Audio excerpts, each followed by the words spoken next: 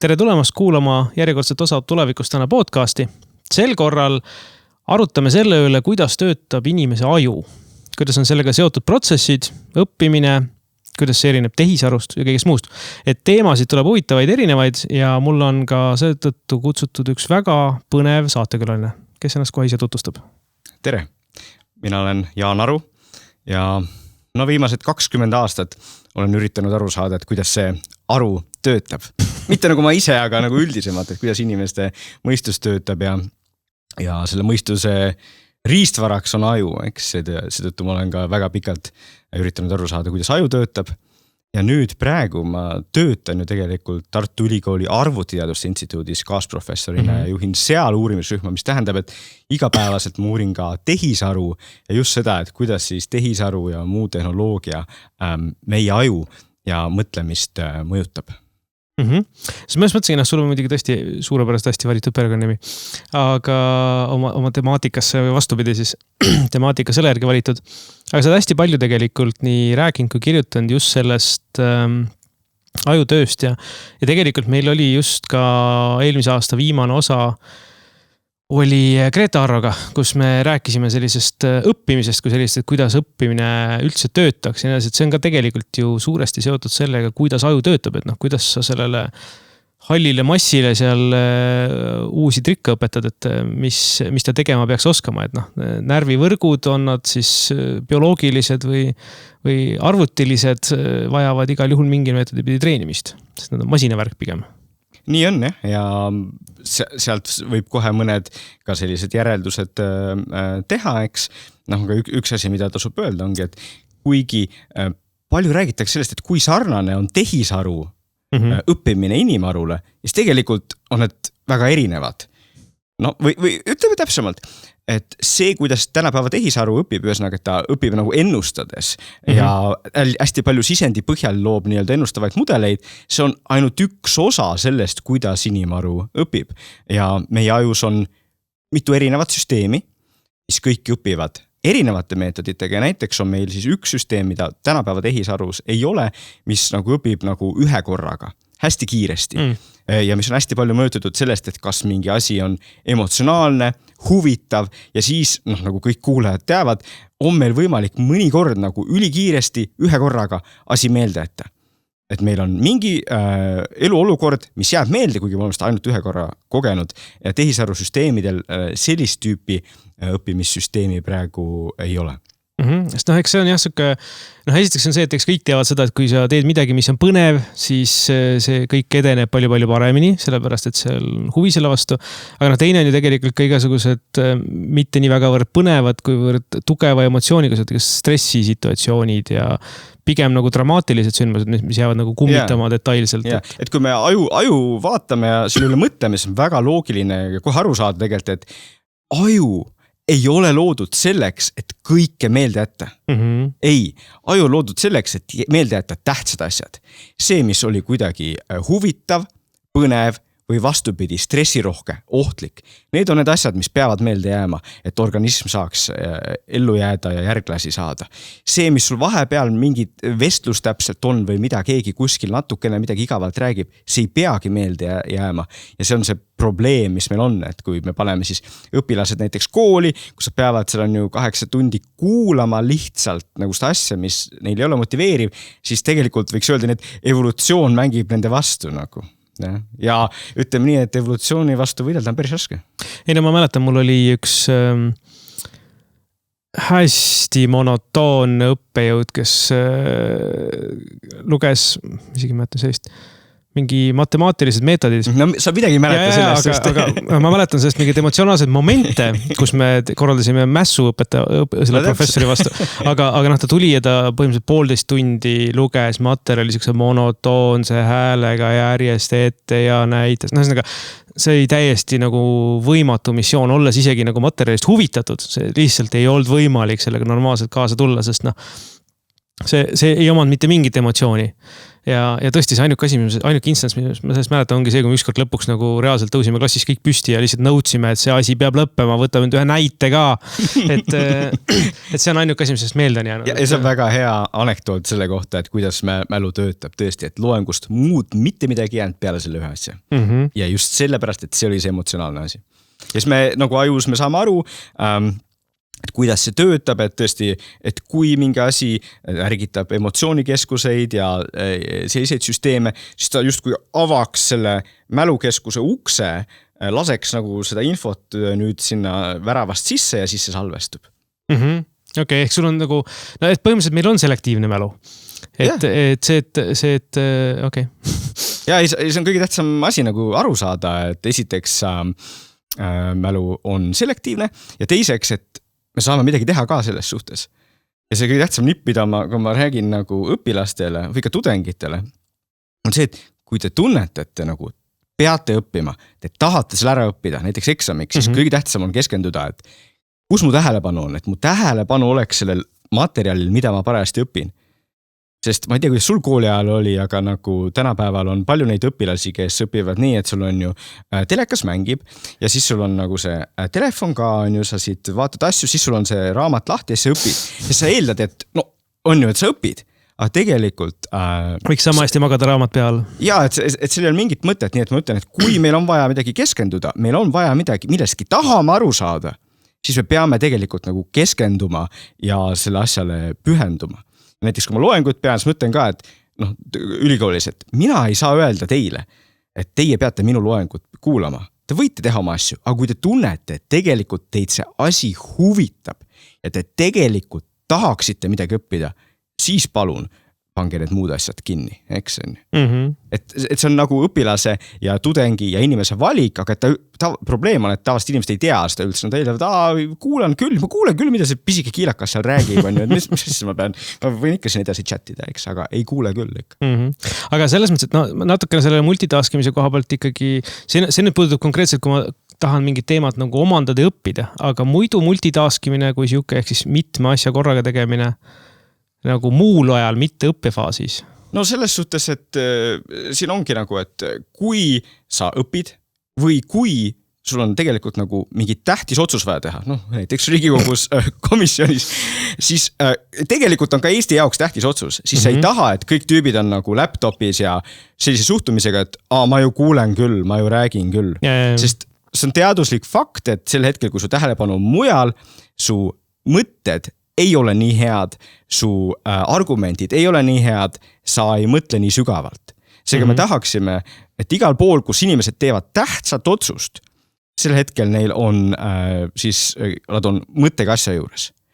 Aga siis, kui muidugi sul on see igav Zoomi kohtumine, kus sa tegelikult võib-olla ei peakski olema, siis otse loomulikult sellistel juhtudel ma ise ka tegelen muu asjaga, on ju. Et põhiprintsiip on see, et sa ei peaks oma aega raiskama, aga teine printsiip on see, et kui sa tegelikult oled kohas, kus sa tahad õppida või sa pead midagi otsustama, siis sa oled asja juures, eks. Aga muidu, et selles suhtes targa inimese jaoks on see nii, et sa nagu jaotad seda aega, millal sa teed multitaskimist ja mõttetute tegevuste juures muidugi võib teha. Okei. Aga selles mõttes, et kui seda... Kuidas neist komisjonides on? Nüüd ikka tekib huvi, et on ikka inimesed nagu mõttega asja juures või nagu... Üldjuhul jaa, selles mõttes, et vähemalt meil majanduskomisjonis, kui ma mõtlen, enamasti ei istuta läpparites või iPadis.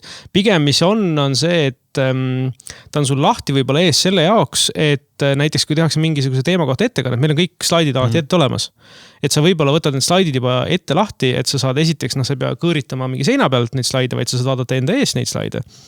Ja kus sa näed natuke täpsemalt, sa saad mingi asju sisse ka zoomida. Teine variant on see, et sa saad mingid teemad nagu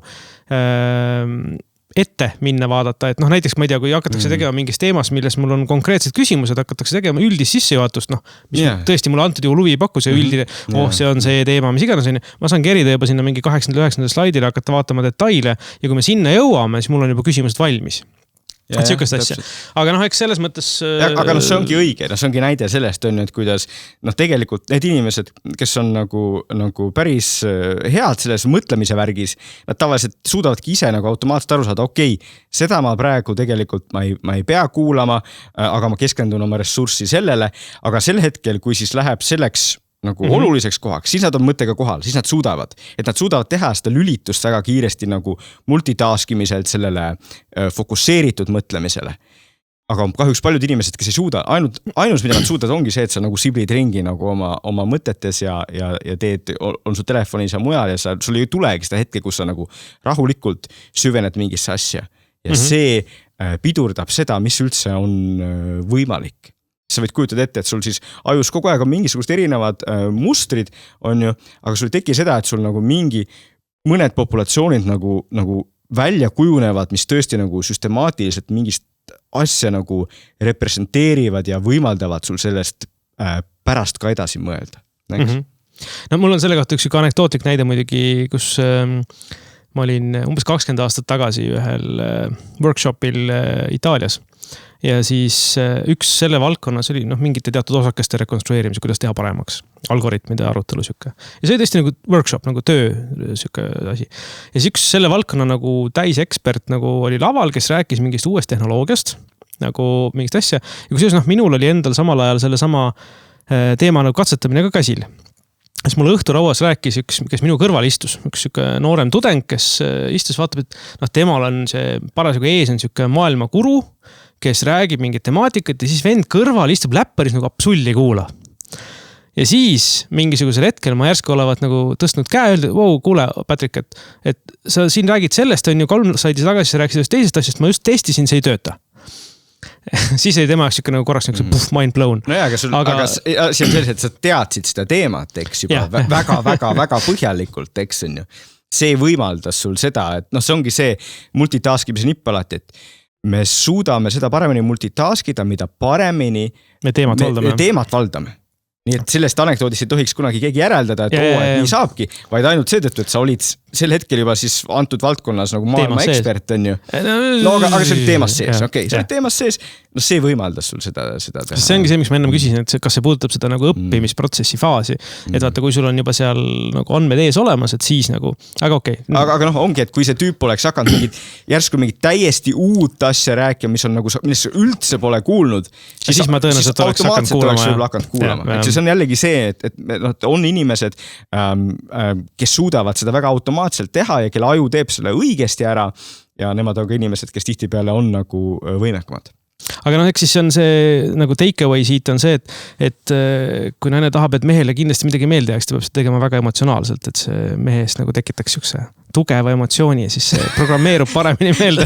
ma ei ole kindel, kas kõik kuulajad peaksid selle nipi võtma, sest see võib muidugi ka hoopis valesti minna, sest sellistes paarissuhetes ja ka mujal emotsioonid, nad mitte ainult ei tekita seda, et meelde jääb, vaid nad tekitavad ka muidugi teatud arutelu ploki.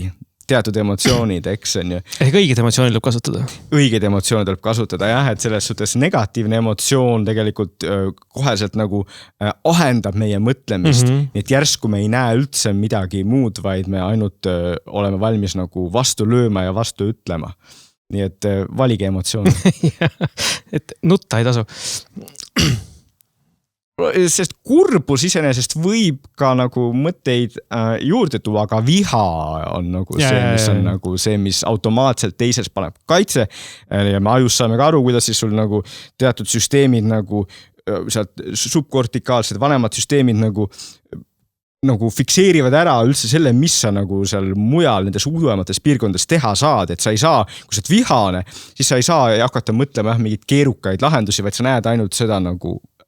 Sul läheb see looma-aju läheb käiku. No jah, et just jutumärkides looma-aju läheb, et sul see inimlikkus kaob sust. Ja me oleme kõik seda oma elus näinud, et kui inimene vihastab, siis tark inimene vihastab, ta võib muutuda üsna loomaks. Aga ma mõtlen just, et kas see, et seda masinaõppes ei kasutata või tehisarus ei kasutata, on osaliselt seetõttu, et tegelikult meil ei ole veel tehisarus emotsioone või ühesõnaga, et mis on see nagu, see on element, mida mina ajukeemiast ei teadnud, et selline huvitav nagu kohese õppimise nagu element on ka olemas, et kuidas seda replitseerida siis sinna tehisarusse. Või on see tegelikult siuke libe tee, kui me need väga emotsionaalsed masinad teeme? Et et emotsioonid siis nagu siit juba kõlas, ega nad alati inimest ei tee targemaks.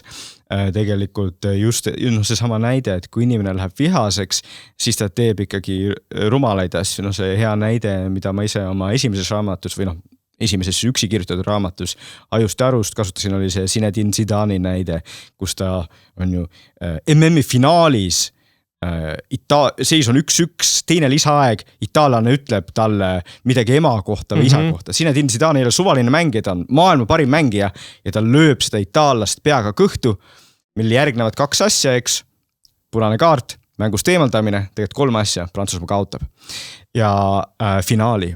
Ja mõte on selles, et see oli näide, kus siis see väsimus ja viha nad tegid selle, et see tark mängumees, ta nägi ainult seda ühte ja väga rumalat lahendust sellele probleemile. Ta oleks võinud ju pärast kakelda, nagu oleks selle finaali võitnud ja pärast siis läinud ja kakelnud. Aga see on näide sellest, et emotsioonid ei tee meid alati targemaks. Vahel teevad, aga vahel ei tee, nii et sellest just on libe tee. Ja mõnes mõttes, praegu ma usun, et enamik tehisaru uurijaid nõustuks, et nagu see, mis tehisaru teeb, on kohati ratsionaalsem kui inimene. See on siuke külm analüütiline. Külm analüütiline ja selles meil on eksperimentaalsed faktid, mis näitavad, et kui me teeme teatud ülesandeid, kus inimesed nagu panevad loogikast tihti mööda, siis teatud tüüpides nendes ülesannetes tehisaru paneb nagu kõvasti paremini kui inimene. Ja need on teadustulemused, eks. Nii et seda tüüpi emotsioone ei ole. Seetõttu need tehisarusüsteemid esimesest tuleks öelda, et nad on vähem inimlikud, me peame aru saama, et isegi kui ta kõlab väga inimlikult, ta tegelikult ei ole. Ja teiseks siis ta teatud õppimisviisid talle praegu on kättesaamatud, aga nagu me aru saame, siis see ei pea olema ainult negatiivne, sest võib-olla ongi hea, et meil on see nagu üliratsionaalne, külm analüütiline mõtleja käe kõrval, mitte siis see, kelle emotsioonide pärast me peaksime muretsema, eks. Et ongi aeg-ajalt võib-olla hea siis siuke kiire check teha, et kuule, et kas see on mul hea mõte hetkel või... Ja, et sellised asjad on see, kuidas me tahame, et inimesed tehisaru kasutaksid, aga tegelikult üle maailma me ju teame, kui palju inimesi kasutavad tehisaru nii-öelda partnereid, eks? Kõige tuntum näide on see firma Replika, eks, mis minu teada on isegi nagu tegelikult nagu Venemaa firma. Aga see Replikal on miljonid kasutajaid ja see kasutaja, kui silme kasutab, on nagu tal oleks nagu see intiimne partner, kellega ta räägib kõik oma asjad ära.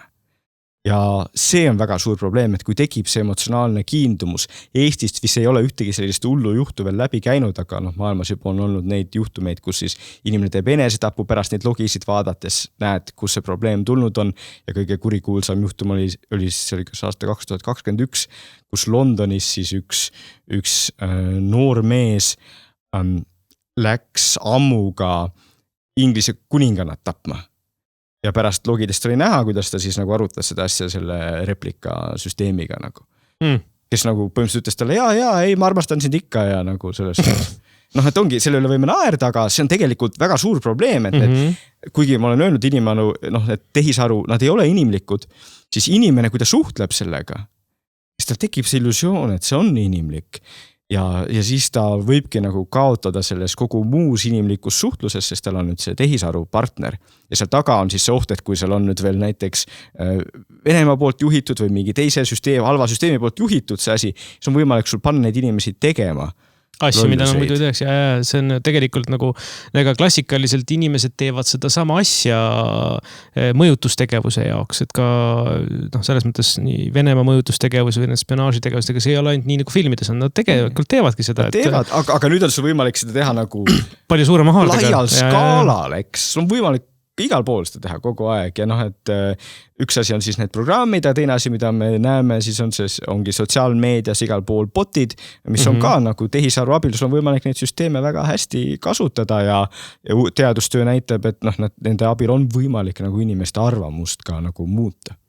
Jah, selleni ma tahtsin ka jõuda, et sul siin oli väga huvitav artikkel ka, et tegelikult noh, ütleme niimoodi, et internet, kui siuke on hästi tore asi sõnavabaduse osas, et andis hästi palju meile kommunikatsiooni ja siukest kiiret suhtlust juurde, aga samas ta tegi ka ikka rämeda nagu karuteene sellele, et noh, kuidas see klassikalist öeldakse, et kui vanasti oli mingi filter, et mitte igaüks ei saanud püünele nagu rääkima, siis nüüd on lollil ja targal täpselt sama suur nagu sõnavõim, mis tähendab, et kui neid lolle on kõvasti rohkem, siis see vaene tark ei jõua seal eriti palju nagu midagi ära rääkidagi. Et igasugused sõnumid, valeinfo, kõik see levib kulutulena ja noh, tegelikult sellist sisukat nagu kontrolli, noh, ma ei tea, siin mõnes mõttes X-is näiteks on abiks see community notes, mis natukene nagu annab sellist konteksti, kui keegi ikka väga hakkab nagu kelbas panema. Aga noh, just täna või milleski oli uudis, et Facebook lõpetab oma sellise community notes fact-checkimise ära. Nad vist selle fact-checkimise lõpetavad ära, aga juurde tuleb see nagu community notes nagu X-il. Aga just, et sul ei ole inimesi, kes nagu vaatab, et see on ohtlik postitus ja siis kuidagi flagivad selle või panevad ära. Aga üks punkt, mis sa ütlesid, on see, et noh, et lollil ja targal on sama palju sõnavõimu. Tegelikult see ei ole ju nii, eks? Sest keskmine tark inimene, no aita mind, äkki ma saan asjast valesti aru, et keskmine tark inimene ei mõtle või ei taha mõelda nagu ratsionaalselt selle peale, et kuidas ma saan oma likeide arvu üles, kuidas ma saan posti kõige viraalsemaks, samas see inimene teiselt poolt, ta ainult keskendub sellele, kuidas ta saab kõige rohkem mõju. Ja siis tegelikult sotsiaalmeedia nagu võimendab tohutult, noh, ma seda jälle uurimistöö näidanud on ju, et sotsiaalmeedias kõige rohkem võimendub just see, kui sa õnnestub kirjutada midagi, mis inimesi marru ajab. Ja. Seda ma võin omalt poolt ka kinnitada. See on üks põhjus, miks ma näiteks ma tavaliselt ei too siia poliitikat sisse, aga see on üks põhjus, miks ma oma nagu valimiskampaania ajal ühtegi neid EKRE trolle nagu ära ei keelustanud oma nagu timeline'is. Sest alati, kui ma kuskil midagi ütlesin, seal tõmbas siukse sõja käima, aga ma tean, et see, kui see läheb ilgeks andmiseks, see võimendab seda postitust automaatselt nagu levima palju rohkem. See on näite, kuidas tark inimene ka saab ära kasutada seda. Aga just, noh, et kui me näeme ja vaatame, kes on need influencerid, siis tegelikult, ega ma ei ole nendele intelligentsi testi teinud, aga mida me saame öelda, et nende hulgas ei ole ju teadlaseid või väga harva on mõni, kes on sellise tõesti nagu kraadiga ja tegelikult ka teab midagi. Influencerid on eriti head selles, et nad saavad aru, mis on see viraalne asi, mis müüb, ja nemad on need, kes domineerivad YouTube'i, X-i, kõiki neid kanaleid, X, TikTok'i.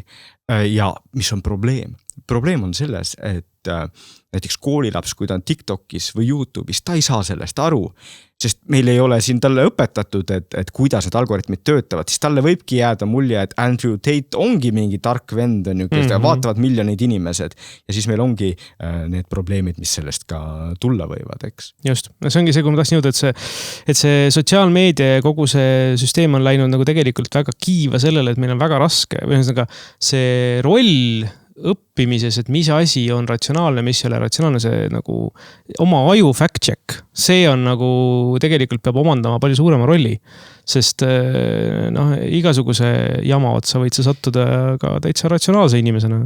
Jah, ja see probleem on selles, et noh, sa nii ilusasti ütlesid seda, et noh, et kui internet tuli, et siis oli see positiivne asi, oli negatiivne, aga mis tegelikult nagu me võime öelda on see, et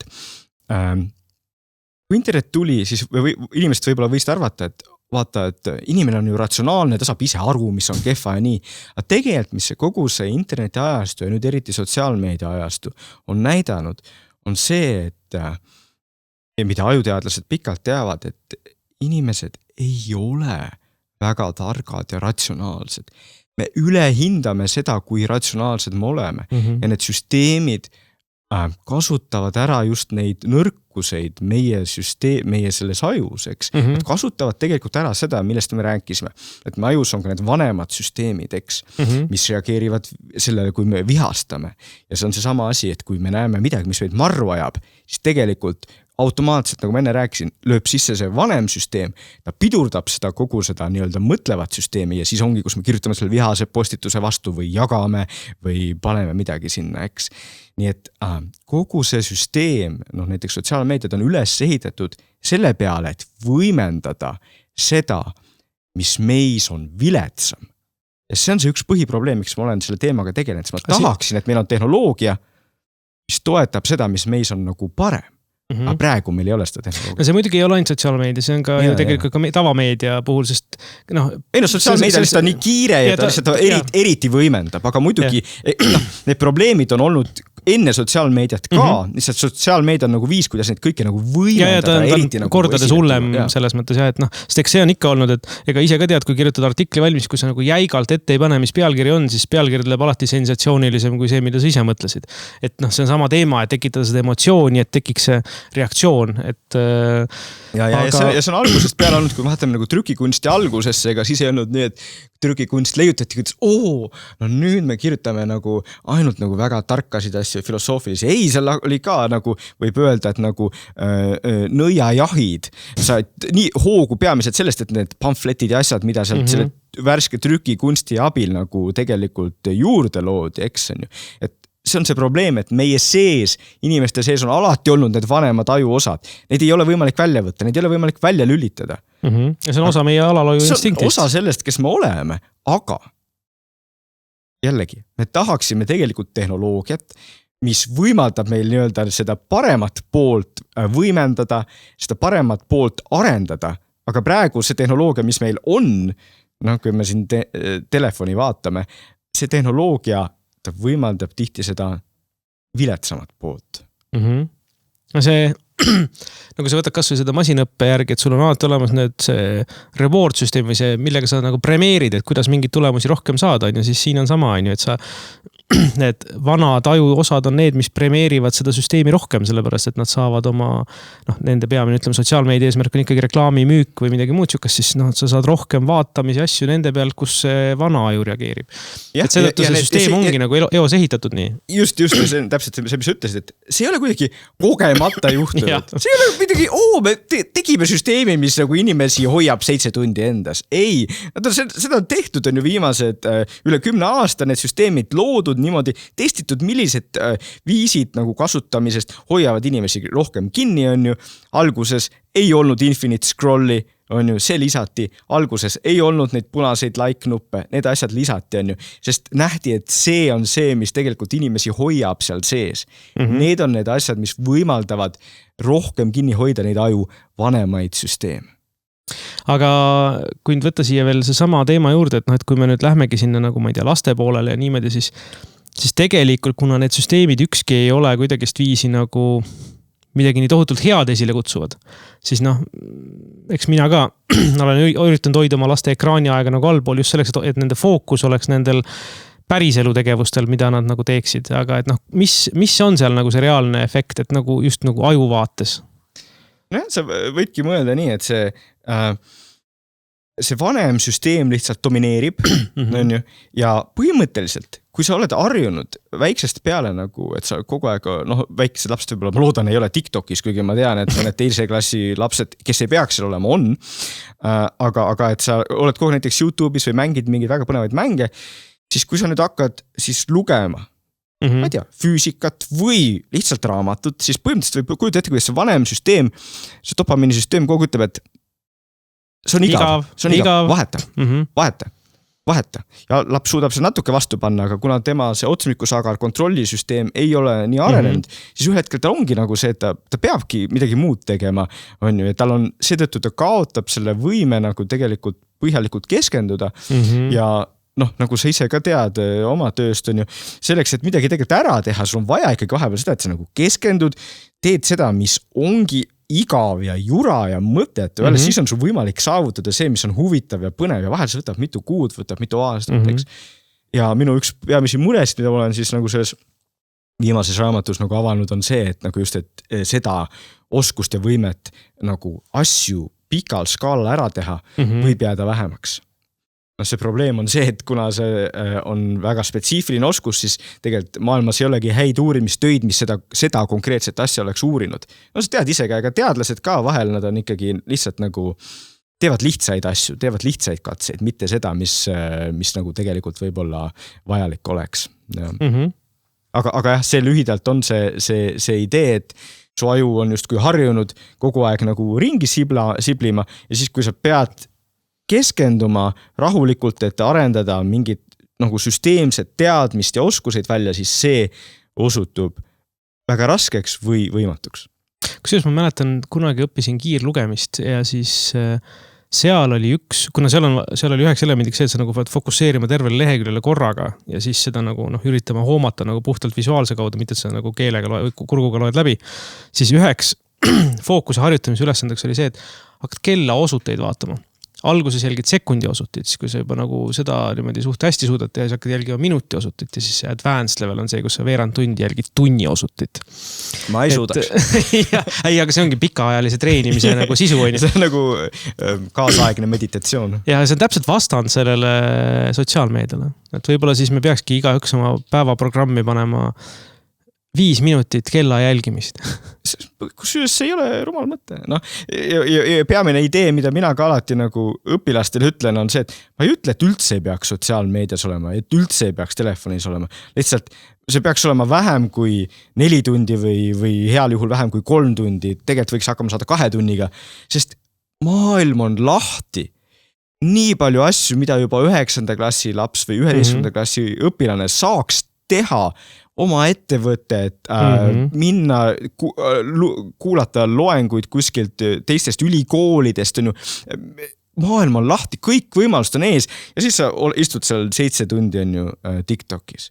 See 7 tundi ei ole ju mingi liialdus, et meie andmed näitavad, et meil on nagu 13–15 aastaste seas, tüdrukute seas on 10%, kes on 7 tundi ja enam. On ju. Ouch. Ja kui ma nüüd õigesti mäletan, seda peaks korraks järgi vaatama, et on 40% 13–15 aastastest tüdrukutest, kes on 40% 2 tüdrukut 5, kes on rohkem kui 4 tundi päevas sotsiaalmeedias. Mõelda, mida selle ajaga kõigega teha saaks. Täpselt, see on see, mida ma noortele ütlen, et jah, kui sa üritad hakkad ettevõtet tegema või üritad saada kunstnikuks, siis alguses muidugi ei tule välja. Aga kui sa iga päev paneksid sinna 2 tundi, see on ikka hull aeg. Sa oleksid 23 aastaselt juba oleksid väga hea selles. Ja klassikast öeldakse, et mingis valdkonnas eksperdiks saamiseks läheb sul 10 000 tundi. Ja, täpselt, aga kui sa hakkad neid koguma juba koolis, mis tänapäeval on võimalik, siis sul kõik on olemas, et tehnoloogia ise ka võimaldab sul tegelikult teha seda, sa võiksid saada ja iga Eesti noor võiks saada nagu palju paremaks. Ja see on see minu sõnum, mida ma tahan alati öelda kõigile on ju, et meil on võimalik nagu tehnoloogia abil tegelikult nagu aidata see, et meie järgmine generatsioon on nagu supernutikas. Aga kui me midagi ei tee, nagu me laseme olla, see võib hoopis vastupidi minna. Eks? Ja ütlen ju, et see tavamõjutus, mida sealt ekraanis saab, on aju pärssiv pigem. Jah, no sest jällegi, nagu me oleme siin rääkinud, et ta lõhub selle aju vanemale süsteemile, lihtsamatele asjadele. Kõik on pealiskaudne, kõik on lihtsalt nagu, mis oleks äge ja mis tekitab mingisugust sellist tugevat emotsiooni. Aga selleks, et asju ära teha, on sul vaja püsivalt, rahulikult keskenduda mingist jurast vahepeal monotoonselt läbi närida. Vaata, väga hea, saate lõpuks hakkame nüüd kumbki vaatama kella. Aga ma arvan, see kusjuures oli üldse halb mõte. See ei ole, võib-olla need, kes kuulavad ka, et kui teil on vähegi võimalik, siis tehke see harjutus ära. Kella jälgimist, lihtsalt alguses sekundi osuti. See on ka juba paras challenge. Ürita kusjuures paar minutit vaadata sekundi osutit. Ma arvan, et juba see on tegelikult paras nagu siuke ettevõtmine. Jah, see peaks sellist tegelikult nagu täitsa üle-eestilise challenge'i tegema. Jah, kes jaksab kõik kauem kella vaadata? Vaatame, kas tuleb 7 tundi ära. Kuule, aga see on väga hea koht, kus lõpetada. Tänud, et tulid. Aitäh, väga vahva oli.